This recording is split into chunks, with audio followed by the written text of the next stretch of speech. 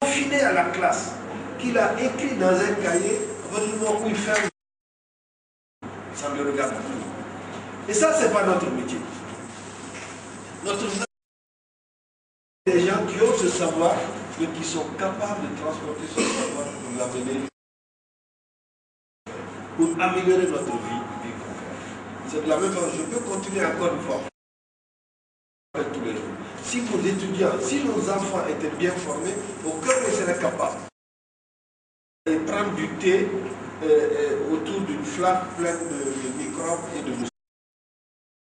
De plus en plus, ils n'ont qu'un verre quand ils prennent vous comprenez, hein?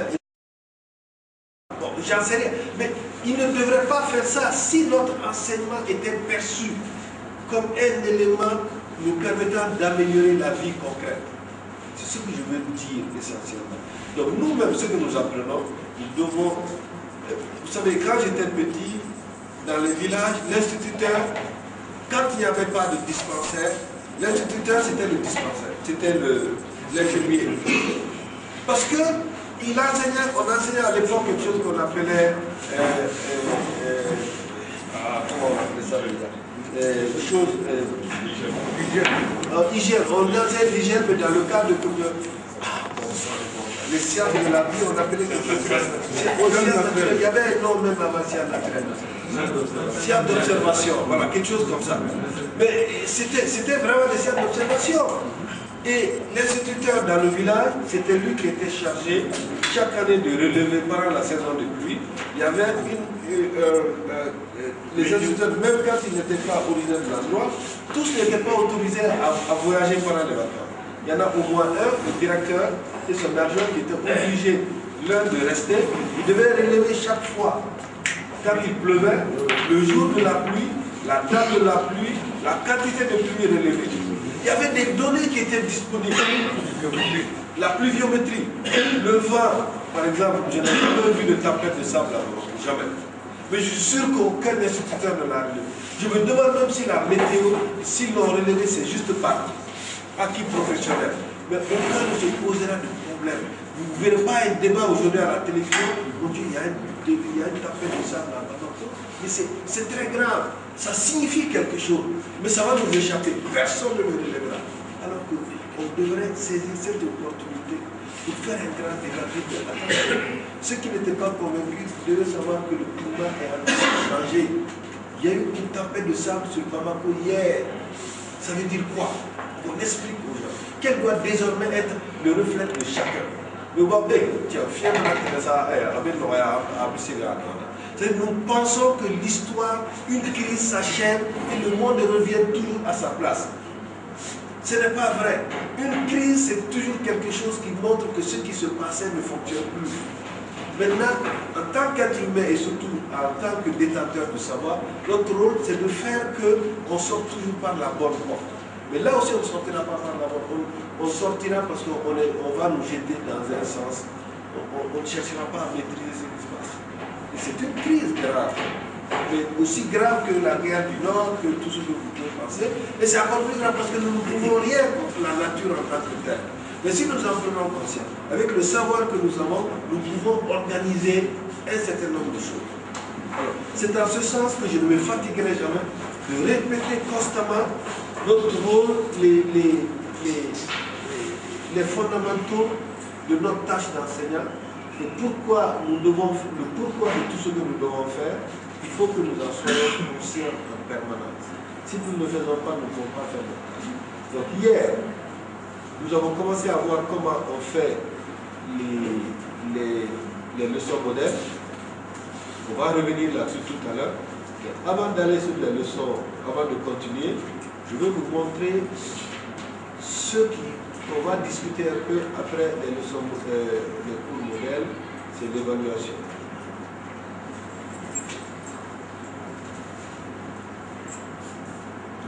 Et après, on va récupérer quelques-uns et on va retravailler encore pour voir.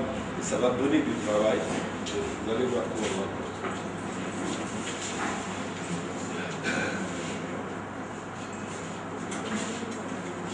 Bon.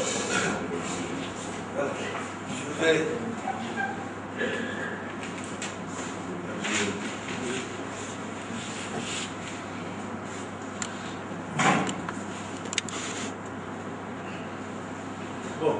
est-ce que tout le monde voit plus loin? Alors, ça c'est important. Je dis ici, guide pour l'enseignant performant, guide de conception et d'écriture des modules d'évaluation. Alors, la présente note est consacrée à la construction d'une méthode permettant d'évaluer ce qui, du savoir transmis par l'enseignant, a été assimilé par l'apprenant. Ça, c'est très important. Parce qu'encore une fois, ce n'est pas de faire un savoir théorique et de passer, mais c'est de vérifier qu'ils l'ont assimilé. Et si vous vous rappelez, hier, je vous ai parlé du livret d'apprentissage. Nous devrons délivrer un livret d'apprentissage à nos enfants. Et ça va faire toute la différence entre le groupe scolaire ou pas et tout le système de ce qui se passe actuellement. D'avoir un livret. C'est-à-dire chaque fois qu'on a terminé un concept, qu'ils ont compris le concept. Un concept va être la mise en place, la mise ensemble de plusieurs notions. Par exemple, on a parlé hier à l'histoire de la Deuxième Guerre mondiale. Mais on a vu que la Deuxième Guerre mondiale, c'est pour leur faire prendre conscience des changements au niveau social, des structures sociales et tout cela. Mais on va voir, les enseignants peuvent voir que celui qui a bien compris ces éléments dans la Deuxième Guerre mondiale, plus un autre aspect qui peut venir de la littérature, parce que à ce niveau-là, ils font la philosophie, lui qui a compris les principes, les mécanismes du changement social en philosophie, tout cela contribue à donner à cet enfant un concept, il a assimilé quelque chose, il y a un savoir acquis. Donc, le professeur d'histoire et le professeur de philosophie vont confronter les normes et le travail des étudiants. Ceux qui ont compris, ceux qui considèrent, parce que c'est à eux d'être capables de ranger leur cours, de dire ça correspond à un concept. Ça permet de définir un savoir acquis. Et ce savoir, souvent, c'est multidisciplinaire, c'est interdisciplinaire. C'est-à-dire que souvent, ça peut revenir, on peut même mettre le professeur de biologie, quelqu'un qui a bien compris le réflexe conditionné de Pavlov, ainsi de suite. Donc, on peut mettre ensemble un concept qui est le comportement social. Et le comportement social, on va dire, un enfant qui a bien compris la leçon sur Pavlov, plus la leçon, une ou deux leçons d'histoire sur la Deuxième Guerre mondiale, sur d'autres aspects, qui a compris également des leçons de philosophie sur le changement social ou je ne sais pas quel autre aspect, on va considérer ça ensemble comme définissant un concept et un savoir. Et ce savoir, on va l'appeler, on va lui donner un nom, le savoir acquis sur l'analyse et la compréhension des changements dans la société. Donc si là, on va mettre ça dans le livret. Donc celui qui a compris ça, on lui met savoir acquis. Et on va signer ça. Donc lui, un jour, si on a besoin, même s'il n'a pas eu de diplôme, le jour si on cherche dans un bureau d'études, dans un laboratoire d'analyse, on a besoin d'un sociologue ou de quelqu'un qui sait analyser et comprendre les phénomènes sociologiques. On peut aller le chercher, on n'a pas besoin d'un grand docteur, on a besoin de quelqu'un qui travaille sur le rassemblement des données. Il peut être utile, même s'il n'a aucun diplôme, mais parce qu'il a un savoir acquis qui lui permet de pouvoir faire ça. Donc, ce que nous allons faire, notre système d'évaluation, et ce système d'évaluation est différent du système traditionnel en quoi? Donc, comme on l'a déjà dit, dans le système traditionnel, vous donnez quelque chose en classe, vous apprenez quelque chose, et vous ne l'interrogez pas sur ça. Encore une fois, je vais le faire à mes amis en mathématiques et dans les autres domaines. Ce que nous savons bien faire, c'est de donner des leçons en classe et de poser à l'examen des questions qui n'ont rien à voir précisément. Et on fait même exprès. On dit que si on donne ce qu'ils ont vu en classe, c'est pas ce qu'il faut faire. Mais ça, c'est une mauvaise compréhension des choses. On ne doit évaluer que ce qu'on a appris. On doit être évalué que sur ce qu'on a été formé. Si vous apprenez à quelqu'un, un maçon, à construire un muret, vous n'allez pas le juger sur la façon de construire une table. Ça n'a rien à voir. Donc nous, c'est ce que nous faisons, malheureusement, nous les enseignants. Alors, je dis, nota bene, la méthode classique d'évaluation en vigueur dans le système éducatif malien consiste à tester essentiellement la capacité de création spontanée de l'apprenant, interroger sur une question qu'il ne connaît pas. Vous le savez tous. Si en classe, on a traité une question sur la Deuxième Guerre mondiale, on fera que la question qu'on va poser, personne n'a jamais étudié ça dans la classe. Donc on compte sur des gens en espérant qu'ils aient une capacité spontanée de créer, c'est-à-dire qu'on veut des savants. Tout le monde ne peut pas être savant. Et c'est pour cela que notre système éducatif a une grande production de déchets. Et ceci n'est pas vrai. Alors, donc, ce que nous, dans un système de performance, on transmet un savoir avec la participation active de l'apprenant. L'évaluation consiste alors à vérifier ce qui a été réellement acquis par l'apprenant. Bon, maintenant les types d'évaluation.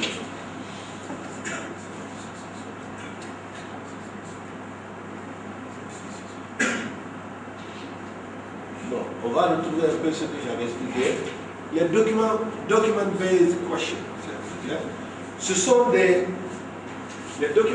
ce sont des questions auxquelles l'apprenant peut répondre s'il a acquis les savoirs disponibles dans un document pouvant être le cours de l'enseignement.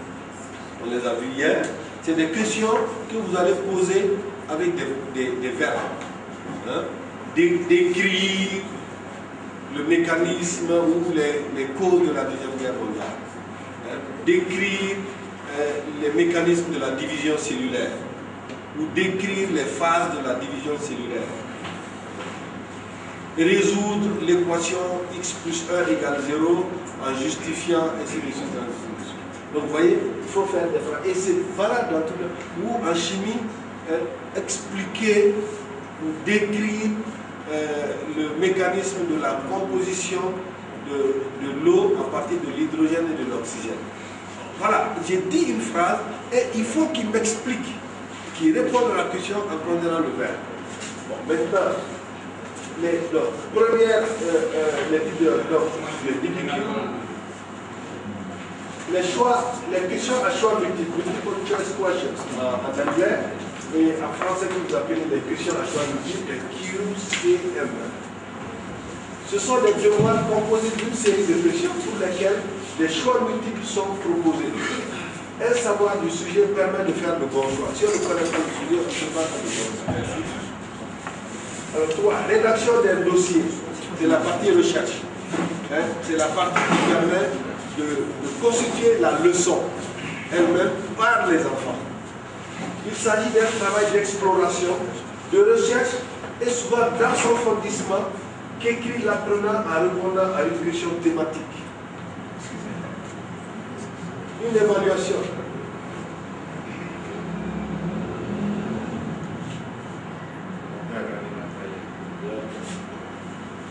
Après, je vais vous donner les fichiers. Bon, seulement ça coûte toujours trop cher de faire des tirages, machin. Sur les ordinateurs. Ah, ok, d'accord. Voilà, on va les mettre sur des ordinateurs. Donc, à la fin du cours, là, tout à l'heure, même à l'intermède, je vais donner les fichiers sur le cours modèle et sur l'évaluation. L'informaticien va l'installer sur les ordinateurs. Il va créer un répertoire qui va appeler, il va donner un nom qui vous donnera. Donc si vous voulez y accéder, vous venez seulement cliquer, vous allez dans ce répertoire et vous le faites. Maintenant, une évaluation, alors il s'agit une évaluation peut être une combinaison de ces différents types. Donc pour nous, nous allons évaluer nos enfants sur 3 types de questionnements.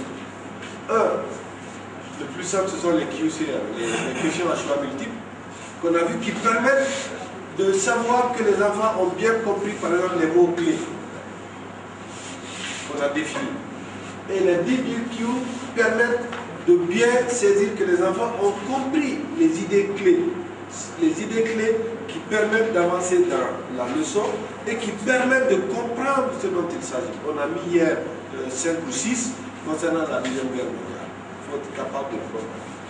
Maintenant, la rédaction d'un dossier. Et ça, c'est la partie par laquelle on peut demander aux étudiants, aux enfants, souvent de faire un travail de recherche qui va plus loin que répondre à une question du type DBQ, mais de faire, par exemple, on va dire, faites-nous un travail de recherche pour, sur les causes de la guerre. Bon, mais on va lui expliquer ce qu'on veut. Il faut poser, donc, souvent la question, parce que on a les questions à choix multiples Ça va être simple. Qu'est-ce que c'est que le communisme? Ou est-ce que le communisme, est-ce que c'est le pouvoir d'un homme, le pouvoir d'un groupe, le pouvoir d'un parti, le pouvoir d'un parti qui se considère un parti d'avant-garde? Bon, vous voyez, donc on fait un choix. C'est simple. La question, on répond oui ou non. Alors, les DDQ, c'est un peu plus compliqué. On définit une question à partir d'un verbe. Il fait un chapitre en répondant au verbe. Maintenant, quand on demande de rédiger un dossier, ce sont des questions qui sont beaucoup plus longues, avec plusieurs verbes dedans, qui indiquent à l'enfant ce qu'il faut faire. On lui dit qu'il faut aller chercher des images.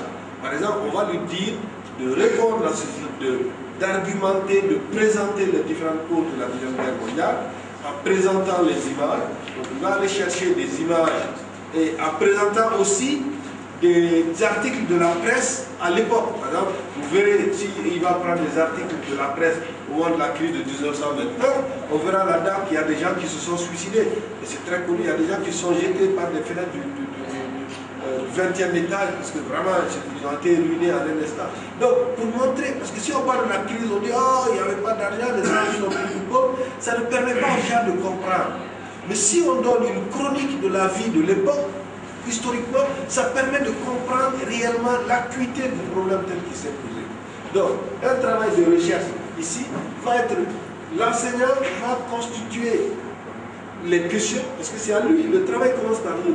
Vous devez poser les questions en choisissant des verbes très clairs qui permettent aux enfants d'aller faire un travail permettant de présenter un document sur un aspect, un thème, en apportant des éléments riches qui vont au-delà de ce qu'on peut présenter dans une classe, dans le cours. Le professeur, même s'il dit il y a des gens qui sont suicidés, il va le dire de toute façon. Mais il ne va pas montrer les images, il ne va pas insister dessus. Mais quelqu'un qui en parle, ça permet, quand on parle par exemple de la colonisation, je dis la colonisation a été ceci, en classe, en général, on parle des règles de la colonisation. Moi, la colonisation française a été une colonisation des plantations, les Blancs sont venus, il y avait l'administration française qui dirigeait directement.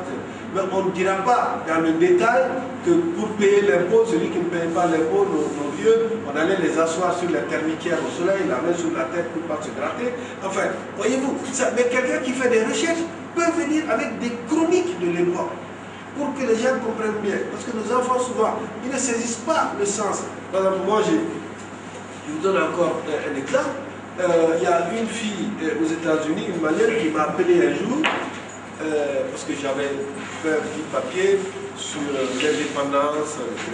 Elle m'a envoyé un mot, elle m'a téléphoné, elle m'a dit, mais tonton, tu sais, nous, l'indépendance là, ça ne nous dit rien du tout.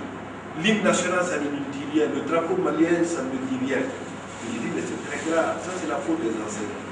Parce qu'ils se sont contentés de faire un cours sur l'indépendance, mais sans faire montrer les chroniques de l'époque. Parce qu'on doit leur faire des approfondissements. Et j'ai parlé à cette fille au téléphone, je vous jure qu'en 15 minutes, elle a pleuré. Elle dit, mais je ne savais pas ça. Il dit, mais c'est pas d'accord, c'est la faute de tes enseignants et de tes parents. On ne lui a pas expliqué ce que c'est. L'autre jour, je le disais ici, quand on a eu l'indépendance, le lendemain de l'indépendance, il fallait installer les ministres. Il n'y avait pas de chaises pour s'asseoir. Il n'y avait pas de papier pour écrire. C'est les gens qui sont sortis pour amener des chaises pour qu'ils s'asseyent. Et pendant ce temps, le Sénégal, la Côte d'Ivoire, comme les pays de la CEDEAO ce matin, ils ont coupé toutes les frontières. Il n'y avait rien. C'est les Tchèques qui nous ont envoyé des camions Tchepel qu'on a mis au garage administratif de Gaza. On n'avait pas de chauffeur. On a appelé les gens, on dit bon, Modibo a envoyé Kampateba à Abidjan voir Feu Boigny. Feu Boigny est venu, on l'a reçu ici au stade qui s'appelait, qui n'était pas encore totalement Monou-Konaté, c'était le grand-père Bouvier. Oui, Bouvier. Alors, c'était, je crois, le 1er février, je me rappelle les dates. Et il y avait des joueurs de Palafor, au niveau à danser, comme d'autres, Feu Boigny a dansé. Bon, ça c'est des années. Mais c'est là où Feu Boigny a dit, bon, moi je vous donne le port d'Abidjan. Mais envoyez des gens chercher vos bagages là. Mais on n'avait pas de camion, les Tchèques nous ont amené des camions. On n'avait pas de chauffeur, on a dit, venez là-bas. Si tu peux démarrer le camion, tu peux avancer de 10 mètres et reculer de 10 mètres, tu étais embauché. Ah oui, tu étais chauffeur, parce qu'on n'en avait pas. Donc, beaucoup sont morts. parce qu'ils ne savaient pas conduire. Il fallait rouler sur des camions de 10 tonnes, de 20 tonnes pour aller chercher de la marchandise à Abidjan, pour des gens qui ne sont jamais montés dans un véhicule. Mais par patriotisme, ils sont venus. Mais c'est ça aussi le Mali. Le Mali est né dans les très... Il faut dire ça aux jeunes. Quand vous faites vos leçons, ça ne fait peut-être pas partie, mais on les envoie demander à des anciens qui étaient là pendant l'indépendance. Je crois que l'enthousiasme qu'il y a eu dans ce pays, il n'y en aura plus. Je ne crois plus qu'il peut y en avoir. Des choses comme ça ne se voient pas deux fois dans un pays. J'ai eu la chance, moi, de voir ça. Donc, mais nous avons le devoir de dire ça aux jeunes. Mais ça fait partie de la classe. Ça fait peut-être pas partie de la leçon tout de suite, mais on doit leur dire, bon, vous allez voir des anciens, vous allez écrire une chronique, on va venir l'exposer aux autres. Le drapeau, comment ça a été, l'hymne national, comment ça a été, le Mali, comment ça a été construit, et ainsi de suite, et ainsi de suite. Voyez-vous, c'est là où les gens deviennent sensibles à ce qu'il y a. Le Mali ne devient plus quelques phrases vides dans un cahier qu'on referme et qu'on oublie, mais ça devient une réalité vivante dont on prend conscience. Les microbes ne deviennent plus des descriptions formelles sur une feuille de papier, mais ça devient une réalité concrète qu'on connaît et qu'on sait la dangerosité et on peut agir en conséquence. C'est ça le savoir à la vie. Et ça dépend du travail que vous devez faire. Et ce n'est pas à vous de le faire. Si vous le faites, vous connaissez. Mais c'est à eux de le faire pour savoir les types de questions.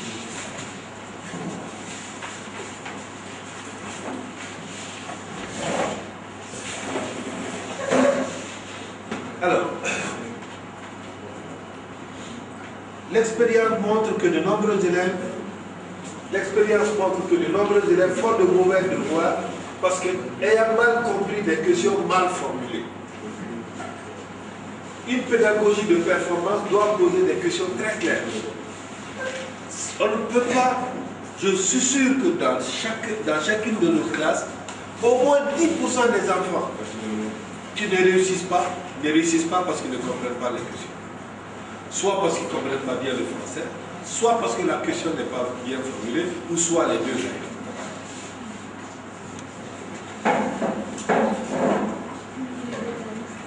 Donc, on peut déjà améliorer énormément la performance de la classe en améliorant simplement la façon dont les questions sont posées. Les questions peuvent se répartir en deux grandes catégories. Les questions sèches qui se répondent par des réponses sèches, passive knowledge, c'est le cas de ce que je vous ai dit, c'est le cas des questions, voilà, les questions tests, les questions à choix multiples. On dit, quelle heure est-il? Je n'ai pas besoin d'un savoir extraordinaire. Je dis, bon, il est 8h25, point à la ligne. Monsieur, il ne va pas chercher à savoir si je connais la montre, le mécanisme de la montre. Il va demander quelle heure est-il. J'ai dit 8h25. Point. Mais dit, bon, tu as écouté la radio hier, qui a présenté le journal? Ah, la personne s'appelle Fantadia. Il n'y a pas besoin de savoir quelle est mon opinion sur tel journal, il m'a juste posé une question. Et j'ai répondu. Alors, donc, c'est ce que j'ai fait un peu en traduisant un peu mal. Et on appelle ça passive knowledge en anglais. Chez les Américains, c'est passive knowledge. Ça permet de réagir, mais de ne pas être actif parce que tout le savoir qui est derrière, on ne sait pas. On utilise juste un savoir a priori et on répond. Maintenant, les questions introduites par des verbes, je vais souligner ça et mettre en gras, et dont les réponses se font selon les actions définies par des verbes utilisés. Et ça, c'est ce qu'on a dit. Si vous posez des questions, si vous dites quelles sont les causes de la Deuxième Guerre mondiale, c'est une question de passive knowledge. Donc il va répondre la crise de 1929, la montée du fascisme. Ouais. Est-ce qu'il connaît réellement, est-ce qu'il ne connaît pas? C'est parce que vous avez demandé. Parce que vous n'avez pas mis de verbe. Vous n'avez pas demandé l'action d'aller dans son savoir, de le mettre en mouvement pour questionner, construire. Vous ne l'avez pas demandé ça. Vous avez juste demandé quelles sont les causes de la Deuxième Guerre mondiale. Et il répond du tic au tac. La crise de 1929, la montée du fascisme, en fait, des dictatures. Mais si vous vouliez, qui vous a dit, vous faites une question avec un verbe en disant d'écrire, les causes qui ont conduit à la guerre mondiale. Et vous pouvez ajouter, indiquer l'impact ou l'influence de chacune des causes. Et là, chaque phrase va introduire un chapitre différent. Donc, le décrire là, ça va, il va répondre à ça. Mais il faut qu'il commence par ce qu'on appelle une phrase thèse, comme on l'a dit hier. Il faut qu'il commence à répondre en mettant une première phrase qui permet à celui qui va lire de savoir si c'est même la peine qu'il continue ou si ce n'est pas la peine qu'il continue. Il peut commencer, si on dit décrire les causes qui ont conduit à la Deuxième Guerre mondiale, il peut commencer à dire, la phrase thèse, c'est de dire la Deuxième Guerre mondiale a été causée par de multiples raisons. Nous allons les présenter et les expliquer ci-dessous. Alors, le lecteur même, ça lui met de l'eau à la bouche. Ah, mais cet enfant-là connaît quelque chose. Et je vais donc lire son argumentaire. Parce qu'il dit, oui, la Deuxième Guerre mondiale a eu des causes, et je connais les causes, et je vais vous les présenter. Et ça permet de savoir tout de suite qu'il a compris la question. On lui dit de les présenter, de les décrire.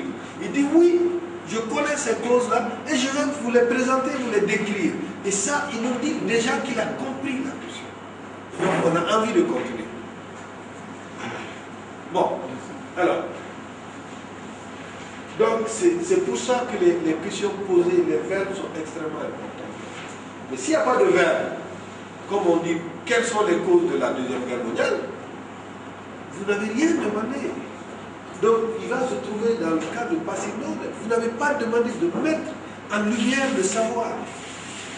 Quelles sont les causes? C'est la crise de 1929 et la montée des deux. Point.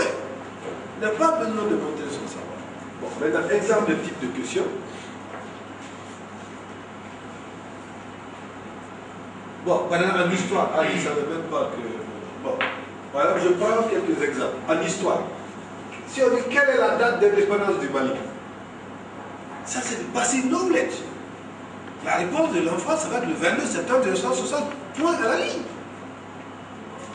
Mais si en posant cette question, on espérait qu'il allait expliquer que ce jour-là, le RDA s'est réuni en session extraordinaire au lycée technique et qu'il y a eu ça, il y a eu une déclaration d'indépendance et c'est à la suite de cette déclaration d'indépendance que le Mali est devenu indépendant à partir de minuit et c'est ça qu'on appelait l'indépendance et c'est pour ça c'est le 22. C'est pas ce que vous l'avez demandé. Vous avez demandé simplement quelle est la date d'indépendance. Sa réponse c'est 22 septembre 60. Point. S'il fait ça, il a répondu à la question. C'est pas si long. Maintenant, en chimie, il a dit quelle est la formule de l'acide chlorhydrique. Ça aussi, c'est une question immédiate, de passive knowledge. La réponse, c'est HCl. Point à la ligne. Alors, en mathématiques, je dis quelle est la solution de 2x moins 1 égale x. Mais la réponse, elle est là. Je n'ai pas demandé de justifier. Et je ne peux pas lui donner 0 en disant mais tu n'as pas démontré quelque chose. Je ne lui ai pas demandé de démontrer quelque chose. J'ai juste posé une question, quelle est la solution de ceci? Il me dit voilà, voici la solution. Comment il l'a trouvé? Est-ce qu'il a jeté un dé en l'air? Ça, est-ce qu'il a fait un pour savoir? Ça, je ne sais pas. Et il n'a pas besoin de me le faire. Ensuite, en géographie, par exemple, il dit quelle est la distance entre Bamako et Ségou? Quelqu'un qui lui répond 240 km, point à la ligne. Bon, maintenant, en français, il dit que devient le verbe venir à la première personne du singulier de l'indicatif? La réponse c'est je viens. Il a répondu. Maintenant, rien ne me dit qu'il connaît la conjugaison, rien ne me dit qu'il connaît même l'indicatif. Mais il a répondu à ce que je lui ai demandé. C'est du passive knowledge. Bon, maintenant, exemple de question définie par des verbes. Donc, on va voir toute la différence. En histoire, par exemple, je dis décrire les grandes lignes du processus politique qui amena le Mali de la loi de l'autonomie interne à l'indépendance. Ça, c'est très clair. Je dis décrire les grandes... Et là, il faut apprendre les enfants à lire la question. Qu'est-ce qu'il est demandé? Je dis la dame, décrire les grandes lignes du processus politique qui amena le Mali de la loi de l'autonomie interne à l'indépendance. Donc ça veut dire quoi? Je leur demande Je ne leur demande pas de me décrire tout le processus politique qui s'est passé au Mali. Je leur demande de partir de la loi de l'autonomie interne. Mais ça veut dire qu'ils connaissent l'autonomie interne. Parce qu'il doit souligner d'abord les mots-clés qui apparaissent. Le groupe de mots-clés, c'est loi de l'autonomie interne. L'autonomie interne, c'est ça. Donc il faut qu'ils commencent par là. L'autonomie interne, c'est quand? Et c'est quoi? Donc, il explique ça, il dit, alors, la loi de l'autonomie interne a été votée par le Parlement français, connue voilà, sous le nom de la loi Gaston Defferre, en 1956, et alors, à partir de ce moment-là, ça avait pour but de mettre en place un processus qui devait mener les États colonisés dans une situation de semi-indépendance ou d'autonomie interne. Et cela, c'est pas donc, on dit déjà qu'on sait ce que ça veut dire. Et on a fixé le moment. Ça, c'est à partir de 56. Donc, on dit, donc je sais à partir de quand je dois commencer. Maintenant, donc, en dessous de cette phrase, on met la vraie phrase test. C'est-à-dire, ça a permis de situer le moment. Parce qu'on n'a pas dit, on aurait pu, vous voyez, on aurait pu, à la place de cette phrase, dire, où est-ce que c'est? Décrire les grandes lignes du processus politique qui amènera le Mali de l'indépendance entre 56 et 60. Donc, voyez-vous, ça veut dire qu'on a posé autrement la question pour que l'enfant nous dise bien qu'il sait que ce que c'est que la loi de l'autonomie interne et qu'il nous dise que ça a été voté en 56. Et maintenant, donc, son travail va être de nous expliquer sur le plan politique ce qui s'est passé entre 56 et 60. C'est ça la leçon. Dans la leçon, vous devriez avoir ces mots-clés et ces éléments. Bon, maintenant, il va décrire ça, et ça, c'est le verbe. Bon. Ensuite, en chimie, expliquer dans les détails, une réaction qui permet de produire de l'eau à partir de l'acide chlorhydrique. Là, j'ai posé une question très claire. Je dis décrire les processus. Ça veut dire d'abord qu'il connaît d'abord la formule de l'eau. Il va commencer à dire la formule de l'eau c'est H2O. Et la formule de l'acide chlorhydrique c'est HCl. Et donc je vais expliquer le processus qui va permettre de combiner une molécule d'acide chlorhydrique HCl avec une autre molécule qui contient de l'oxygène pour produire de l'eau. Donc ça veut dire, en parlant déjà de la molécule d'acide chlorhydrique, il sait ce que c'est. Et en disant que l'eau contient de l'hydrogène, un ion d'hydrogène positif, et il faut trouver maintenant les ions négatifs, donc, et former de l'eau, il faut trouver quelque part les ions négatifs d'eau pour pouvoir faire la combinaison. En disant ça, déjà, ça veut dire qu'il a compris la leçon fondamentalement. Et maintenant, il va décrire le processus.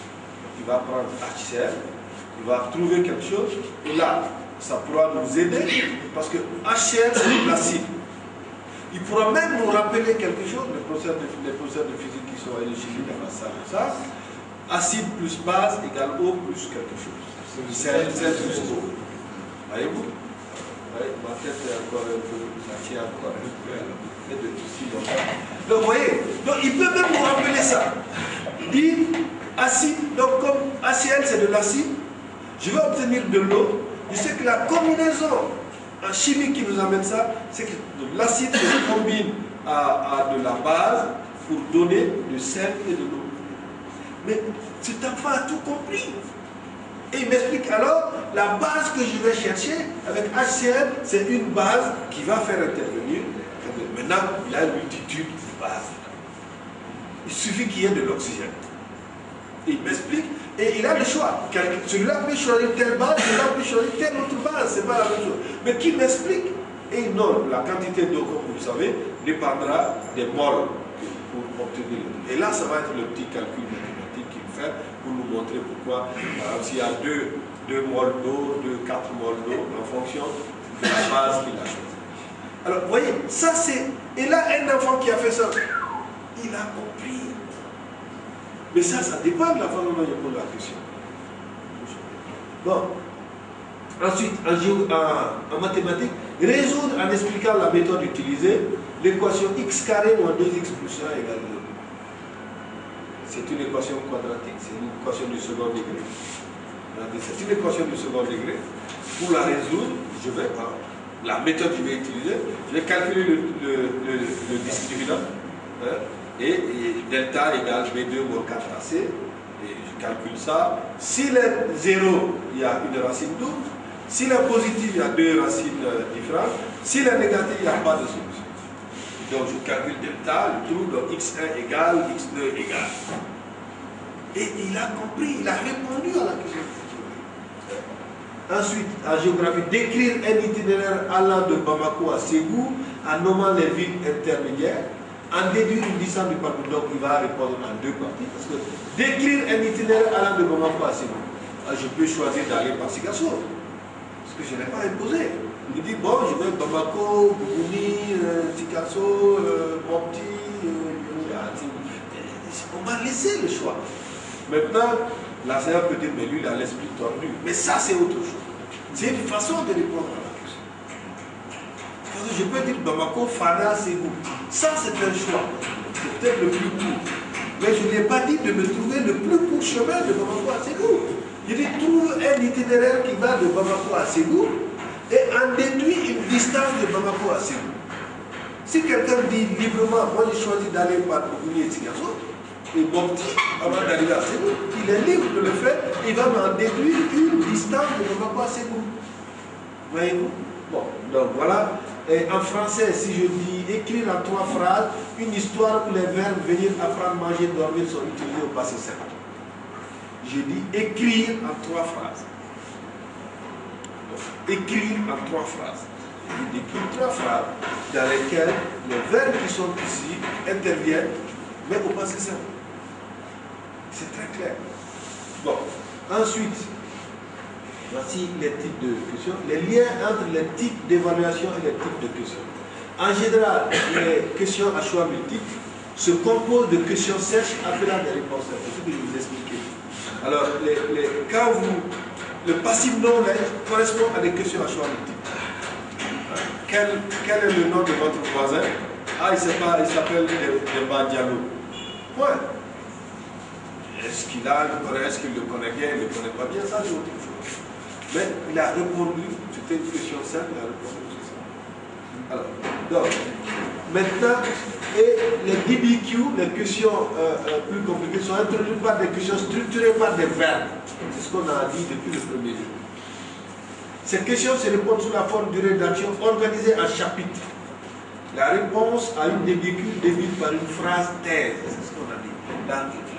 C'est la phrase thèse, c'est ce qui explique, qui va faire comprendre au lecteur, c'est la peine de continuer, parce que l'élève connaît, il a compris la question et il va nous apporter son argumentaire. C'est ça qui est très bon. Alors, chaque chapitre permet d'accroître la crédibilité de la thèse édictée. S'il y a plusieurs questions, c'est en général pour aller plus loin. Donc, chaque fois, à chaque verbe, il faut choisir un chapitre. Donc, chaque chapitre permet d'accroître la crédibilité de la thèse édictée dans la phrase thèse. C'est la phrase thèse qui permet d'affirmer quelque chose. Et le reste va permettre de prouver ce qu'on a dit. Chaque chapitre doit débuter par une phrase indicatrice annonçant le contenu du chapitre. Un DBQ peut aussi revenir à analyser un document. C'est souvent le cas. Bon, je vous donne un exemple, parce qu'il faut, et là aussi, il faut éviter, nous-mêmes dans nos leçons, des phrases vides, et de la même façon, on apprend aux enfants à écrire des phrases vides. Exemple, en DBQ, en histoire et savoir, en DBQ, en histoire, il dit comparer en soulignant leur ressemblance et leur différence, la colonisation française et la colonisation britannique. Donc la première chose que je dois apprendre à mes élèves, c'est de souligner d'abord les verbes. S'il y a un verbe, on fera un chapitre. S'il y a 2 verbes, il faudra faire 2 chapitres. Alors ici, dans la question, comparer en soulignant. Donc il y a 2. Il y a comparer et souligner. Alors, premier point, les verbes qui structurent la question. Ici, les verbes qui structurent la question, c'est comparer et souligner. Le travail demandé consiste donc à comparer deux styles coloniaux et à souligner les points communs et les différences. Donc, exemple d'une phrase thèse, je donne un exemple de phrase thèse.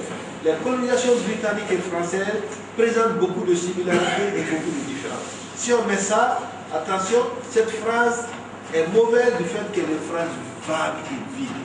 Et croyez-moi, ça c'est capital. Je me tue tout le temps. Je vais regarder la télévision malienne quand j'écoute la radio malienne. Même en Bambara, mais je suis mortifié. Les gens alignent des phrases vides qui n'ont aucun sens. Ils parlent pour parler. Le contenu n'existe pas. Cette phrase, écoutez-la bien. Et je suis sûr que même entre nous, nous pouvons la dire souvent. Mais ne contient rien. Si j'affirme, les colonisations britanniques et françaises présentent beaucoup de similarités et beaucoup de différences. Et qu'est-ce que j'ai dit? Mais rien du tout. Tout le monde sait que les colonisations britanniques et françaises, c'est naturel, ce n'est pas les mêmes choses. C'est ce que j'ai dit. C'est-à-dire qu'un bonnet blanc n'est pas un bonnet rouge. Mais j'ai une bonne phrase test. Et à la télévision, vous intervenez les responsables. Bonne phrase test. Et à la télévision, vous intervenez les responsables.